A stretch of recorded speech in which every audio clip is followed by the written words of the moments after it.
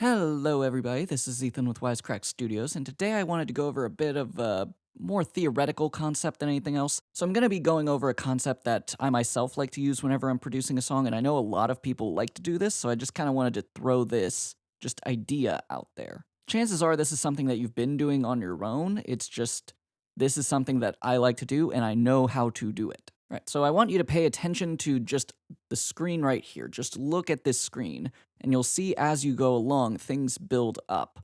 Ignore this big little section right here because it's all the same two parts.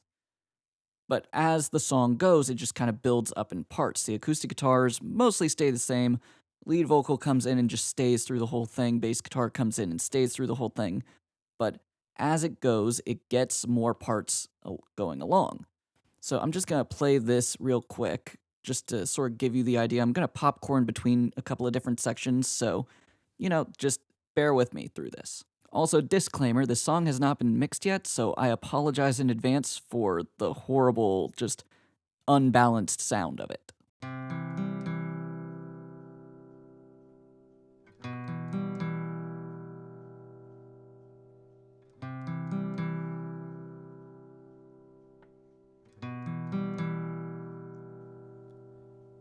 I frankly can't tell it all if this is real.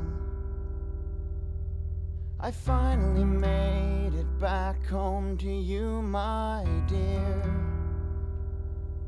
But it seems that I'm that look on your face again. The one you always gave me when I got back from another adventure, another tale to tell.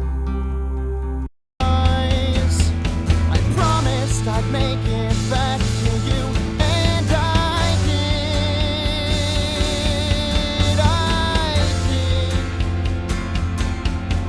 I did.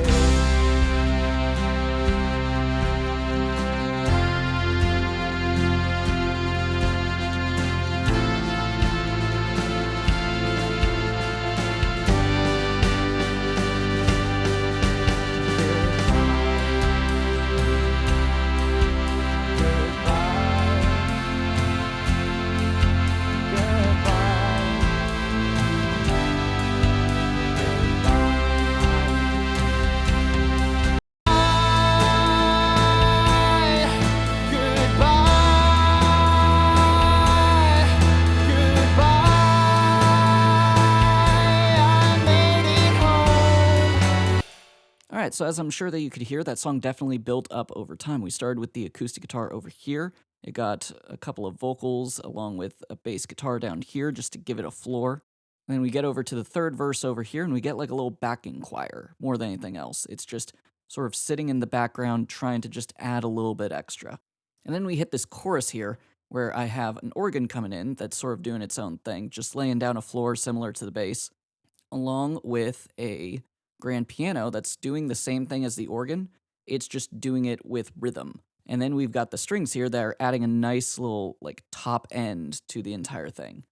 And then finally the drums that are adding that extra push into the final section. And then when we hit that final bridge area over here, the drums are doing their own little, just keeping a beat. And then we have a full string section doing its thing, along with a full brass section that's doing similar but not the same thing. And as I'm sure that you could hear, those trumpets are just completely doing their own thing, similar to how anybody that knows composition would write trumpets. Now, this is something that I like to do in a lot of songs that I produce, especially stuff like this where it's mainly just supposed to be an acoustic guitar and a vocal. We just slowly build it up into something bigger and bigger and bigger until you close out and that's it. However, this principle does work in a couple of other areas, and I actually wanted to show you one where it works really, really, really well first before we go away.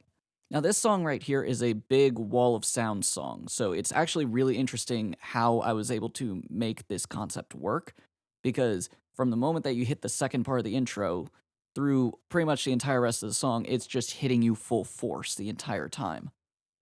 Now, I want you to sort of pay attention to this bridge section here. Now, as you can see, all these parts are sort of grayed out. Well, the reason for that is because the bridge was just too big. It was something where during production, I sort of realized that as we were going along, the bridge just ended up being too much. Like it needed to be something a little bit smaller. And what it ended up being was something similar to this. And I'm going to take you from the middle of the instrumental to a little bit into the chorus. Not too far into the chorus, but a little bit into the chorus.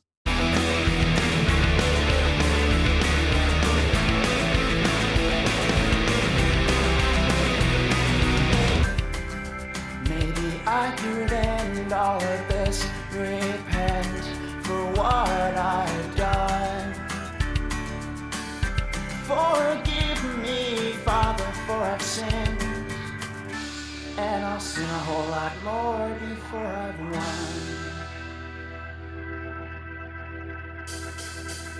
To do this might be hell, but baby, I'm the king. I'll take you down.